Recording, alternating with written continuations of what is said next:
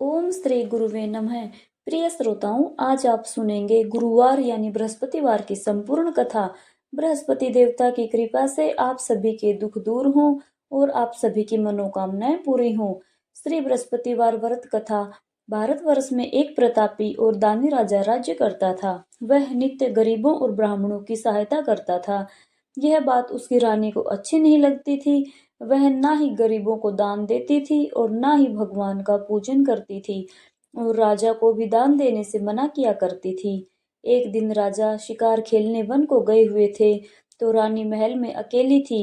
उसी समय बृहस्पति देव साधु वेश में राजा के महल में भिक्षा लेने के लिए गए और भिक्षा मांगी। रानी ने भिक्षा देने से इनकार कर दिया और कहा, हे साधु महाराज, मैं तो इस दान पुण्य से तंग आ गई हूँ। मेरा पति सारा धन लुटाते रहते हैं। मेरी इच्छा है कि हमारा धन नष्ट हो जाए, फिर ना रहेगा बांस ना बजेगी बांसुरी। साधु ने कहा, देवी तुम तो बड़े विचित्र हो।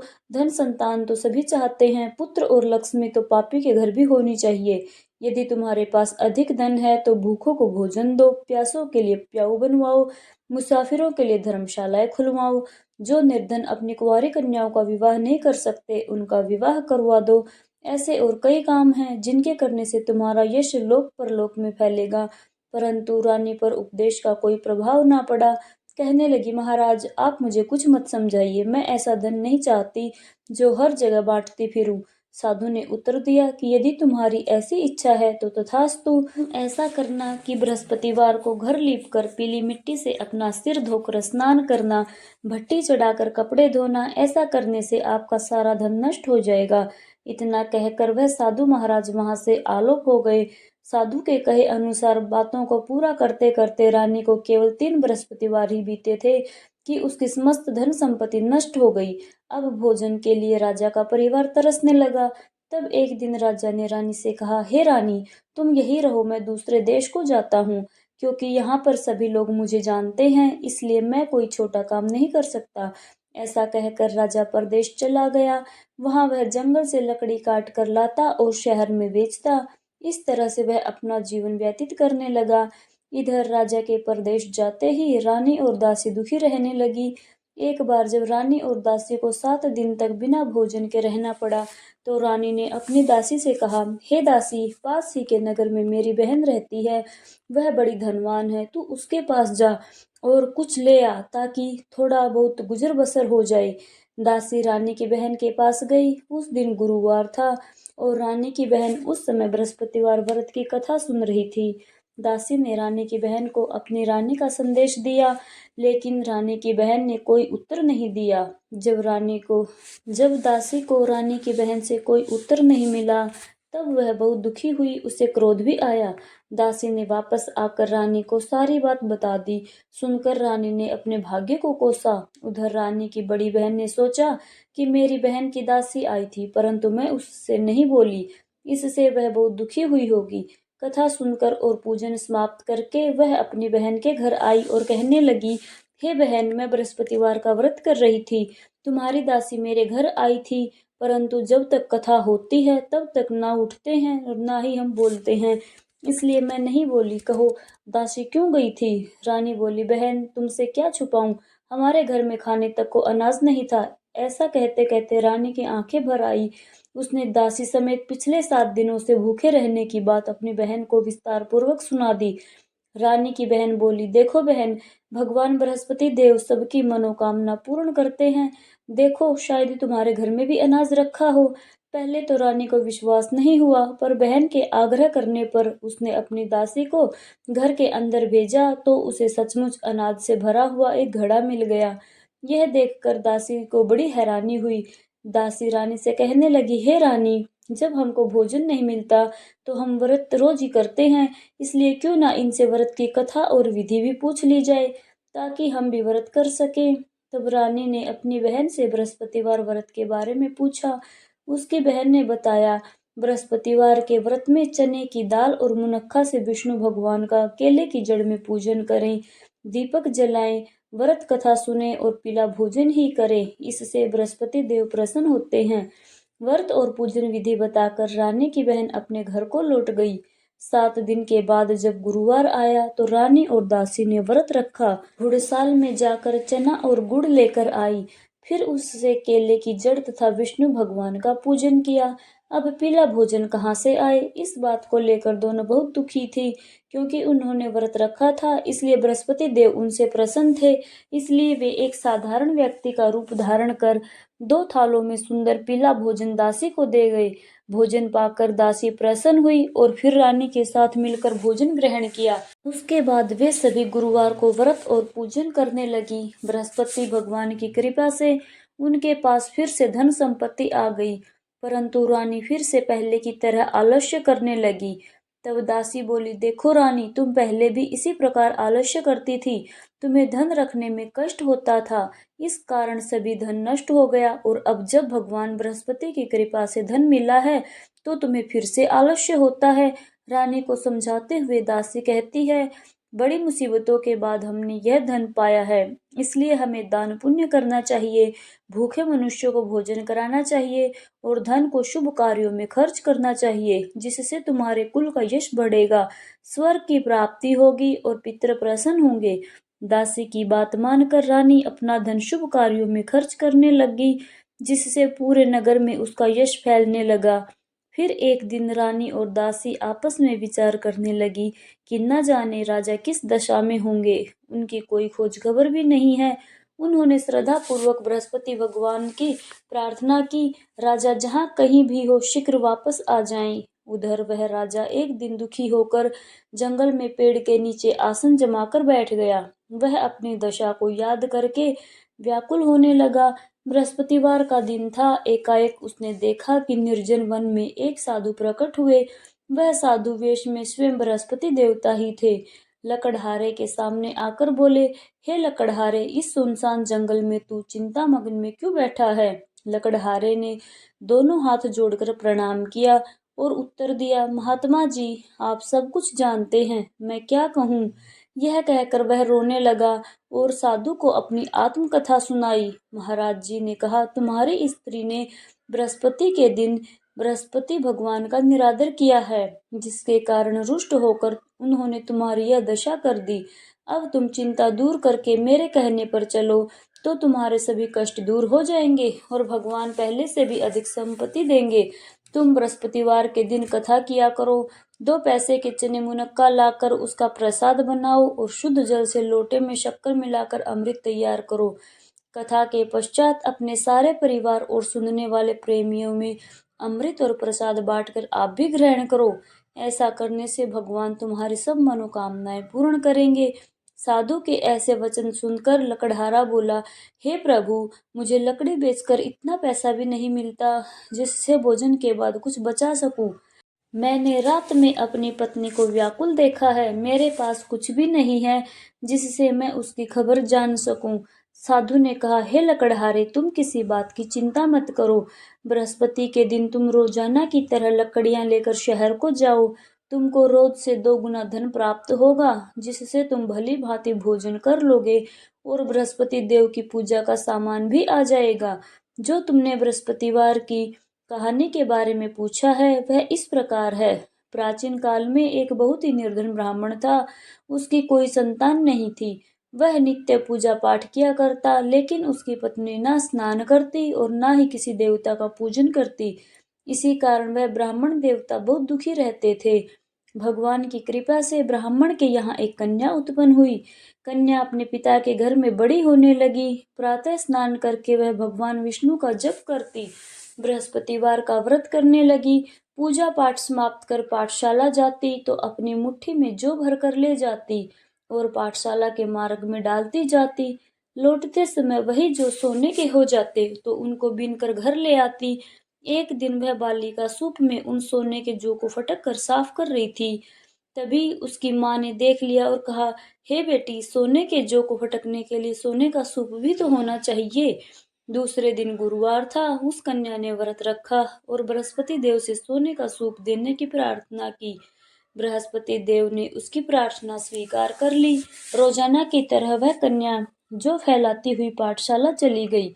पाठशाला से लौटकर जब वह जो बीन रही थी तो बृहस्पति देव की कृपा से उसे सोने का सूप भी मिल गया। उसे वह घर ले आई और उससे जौ साफ करने लगी, परंतु उसकी माँ का वही ढंग रहा।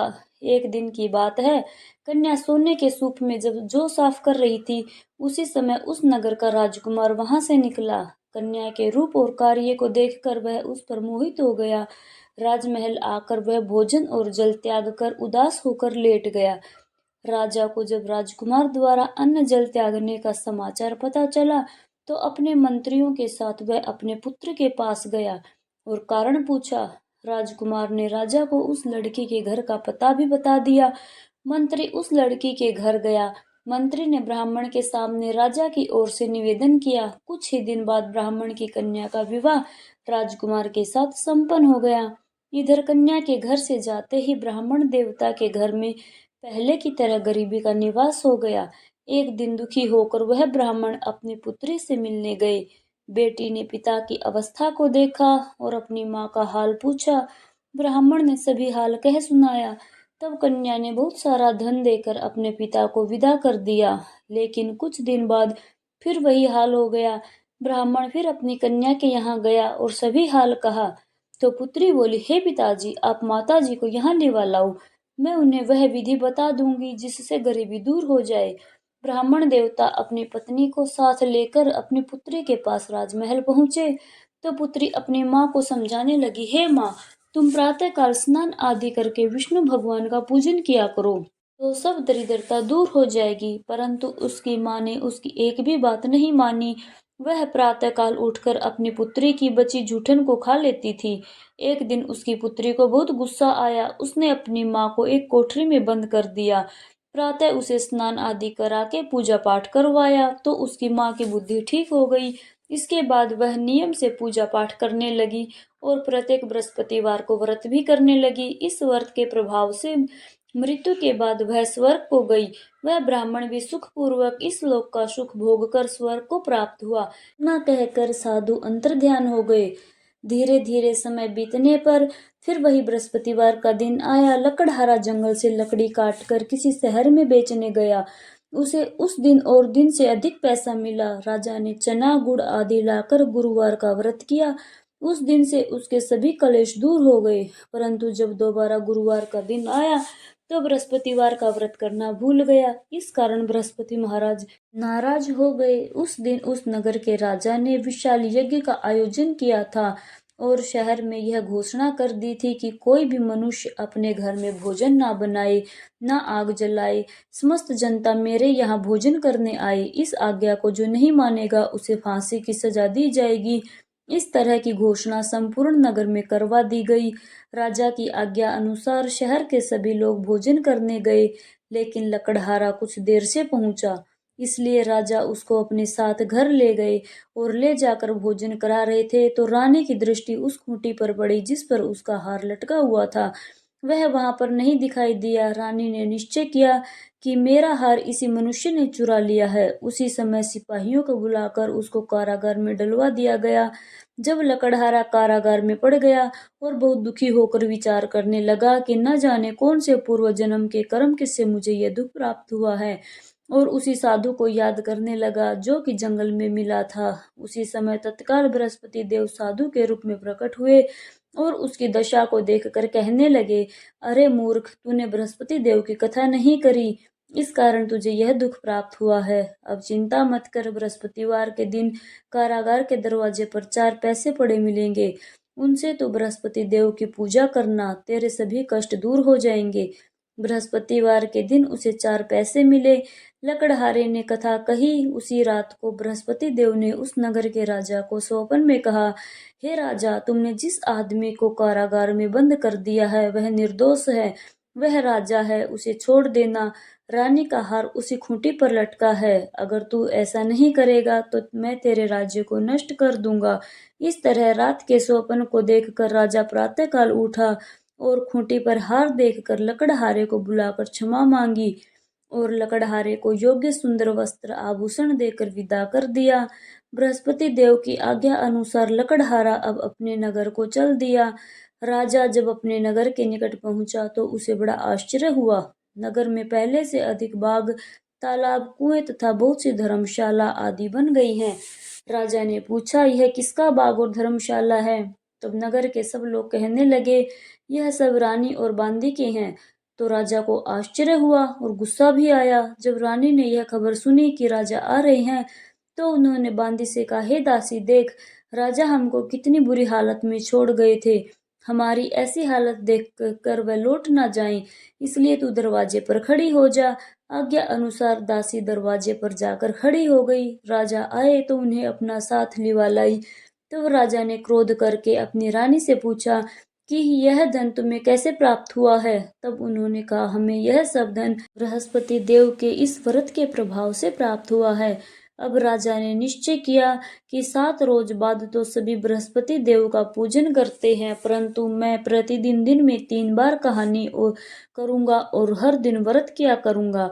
अब हर समय राजा के दुपट्टे में चने की दाल बंधी रहती और दिन में 3 बार कहानी कहता। एक रोज राजा ने विचार किया कि चलो अपनी बहन के यहाँ हो आए। इस तरह निश्चय कर राजा घोड़े पर सवार होकर अपनी बहन के यहाँ को चलने लगा। मार्ग में उसने देखा कि कुछ आदमी एक मुर्दे को लिए जा रहे हैं। उन्हें रोककर राजा कहने लगा, अरे भाइयों, मेरे बृहस्पति देव की कथा सुन लो। वे बोले, लो, हमारा तो आदमी मर गया है, इसको अपनी कथा की पड़ी है। परंतु कुछ आदमी बोले, अच्छा, कहो, हम तुम्हारी कथा भी सुनेंगे। राजा ने दाल निकाली और जब कथा आधी हुई तो मुर्दा हिलने लग गया, और जब कथा समाप्त हो गई तो राम राम कह के उठ गया। आगे मार्ग में उसे किसान खेत में हल चलाता मिला। राजा ने उसे देखा तो उससे बोले, अरे भैया, तुम मेरी बृहस्पतिवार की कथा सुन लो। किसान बोला, जब तक मैं तेरी कथा सुनूंगा तब तक 4 हलैया जोत लूंगा। जा अपनी कथा किसी और को सुनाना। इस तरह राजा आगे चलने लगा। राजा के हटते ही बैल पछाड़ खाकर गिर गए और उस किसान के पेट में बड़ी जोर का दर्द होने लग गया। उसी समय उसकी माँ रोटी लेकर आई। जब उसने यह देखा तो अपने पुत्र से सब हाल पूछा और बेटे ने सभी हाल कह दिया। तो बुढ़िया दौड़ी दौड़ी उस घुड़सवार के पास गई और उससे बोली कि मैं तेरी कथा सुनूंगी, तू अपनी कथा मेरे खेत पर चलकर ही कहना। राजा ने बुढ़िया के खेत पर जाकर कथा कही, जिसके सुनते ही बैल उठ खड़े हुए और किसान के पेट का दर्द भी बंद हो गया। राजा अपनी बहन के घर पहुंचा। बहन ने भाई की खूब मेहमानबाजी की। दूसरे रोज प्रातःकाल राजा जागा तो वह देखने लगा कि सब लोग भोजन कर रहे हैं। राजा ने अपनी बहन से कहा, ऐसा कोई मनुष्य है जिसने भोजन ना किया हो? मेरी बृहस्पतिवार की कथा सुन ले। बहन बोली, हे भैया, यह देश ऐसा ही है। ये पहले यहाँ लोग भोजन करते हैं, बाद में अन्य काम करते हैं। अगर कोई पड़ोस में हो तो देख आती हूँ। वह ऐसा कहकर देखने चली गई, परंतु उसे ऐसा कोई व्यक्ति नहीं मिला जिसने भोजन ना किया हो। अतः वह एक कुम्हार के घर गई, जिसका लड़का बीमार था। उसे मालूम हुआ कि उनके यहाँ 3 रोज से किसी ने भोजन नहीं किया है। रानी ने अपने भाई की कथा सुनने के लिए कहा। कुम्हार से वह तैयार हो गया। राजा ने जाकर बृहस्पतिवार की कथा कही, जिसको सुनकर उसका लड़का ठीक हो गया। अब तो राजा की प्रशंसा होने लगी। एक दिन राजा ने अपनी बहन से कहा, हे बहन, अब हम अपने घर को जाएंगे, तुम भी तैयार हो जाओ। राजा की बहन ने अपनी सास से कहा। सास ने कहा, हाँ, चली जा, परंतु अपने लड़कों को मत ले जाना, क्योंकि तेरे भाई की कोई संतान नहीं है। बहन ने अपने भैया से कहा, हे भैया, मैं तो चलूंगी, पर कोई बालक नहीं जाएगा। राजा बोला, जब कोई बालक ही नहीं जाएगा तब तुम भी जाकर क्या करोगी? बड़े दुखी मन से राजा अपने नगर को लौट आया। राजा ने अपनी रानी से कहा, हम निर्वंशी राजा हैं, हमारा मुंह देखने का धर्म नहीं है और कुछ भोजन आदि भी नहीं किया। रानी बोली, हे प्रभु, बृहस्पति देव ने हमें सब कुछ दिया है, वह हमें संतान अवश्य देंगे। उसी रात को बृहस्पति देव ने राजा से स्वप्न में कहा, हे राजा, उठ, सभी सोच त्याग दे, तेरी रानी गर्भवती है। राजा को यह बात सुनकर बड़ी खुशी हुई। 9वें महीने उसके गर्भ से एक सुंदर पुत्र प्राप्त हुआ। तब राजा बोला, हे रानी, स्त्री बिना भोजन के रह सकती है, पर बिना कहे नहीं रह सकती। जब मेरी बहन आए तब तुम मुझसे कुछ मत कहना। रानी ने सुनकर हाँ कर दिया। जब राजा की बहन ने यह शुभ समाचार सुना तो वह बहुत खुश हुई और बधाई लेकर अपने भाई के यहाँ आई। तभी रानी ने कहा, घोड़ा चढ़कर तो नहीं आई, गधा चढ़ी आई। राजा की बहन बोली, भाभी मैं इस प्रकार ना कहती तो तुम्हें संतान कैसे मिलती। बृहस्पति देव ऐसे ही हैं, जैसे जिसके मन में जो मनोकामनाएं हैं सभी को पूर्ण करते हैं। जो सद्भावना पूर्वक बृहस्पतिवार का व्रत करता है और कथा पढ़ता या सुनता है, दूसरों को सुनाता है, बृहस्पति देव उसकी सभी मनोकामनाएं पूर्ण करते हैं। प्रेम से बोलिए बृहस्पति देवता की जय। प्रिय श्रोताओं, अब सुनिए बृहस्पति देवता की आरती। ओम जय बृहस्पति देवा, स्वामी जय बृहस्पति देवा। छिन छिन भोग लगाऊं, कदली फल मेवा। ओम जय बृहस्पति देवा, तुम पूर्ण परमात्मा, तुम अंतर्यामी, स्वामी तुम अंतर्यामी। जगत पिता जगदीश्वर, तुम सबके स्वामी। ओम जय बृहस्पति देवा, चरणामृत निज निर्मल, सब पातक हरता, स्वामी सब पातक हरता। सकल मनोरथ दायक, कृपा करो भरता। ओम जय बृहस्पति देवा, तन मन धन अर्पण कर, जो जन शरण पड़े, स्वामी जो जन शरण पड़े। प्रभु प्रकट तब हो कर, आकर द्वार खड़े। ओम जय बृहस्पति देवा, दीन दयाल दयानिधि, भगतन हितकारी, स्वामी भगतन हितकारी।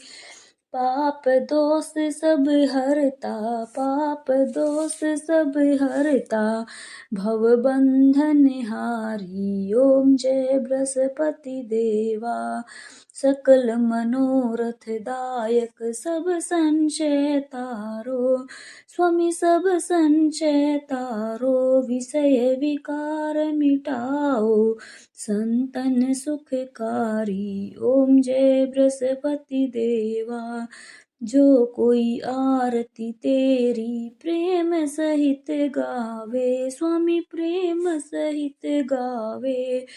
ज्येष्ठानंद बंद सो सो, निश्चय फल पावे। ओम जय बृहस्पति देवा, ओम जय बृहस्पति देवा, स्वामी जय बृहस्पति देवा।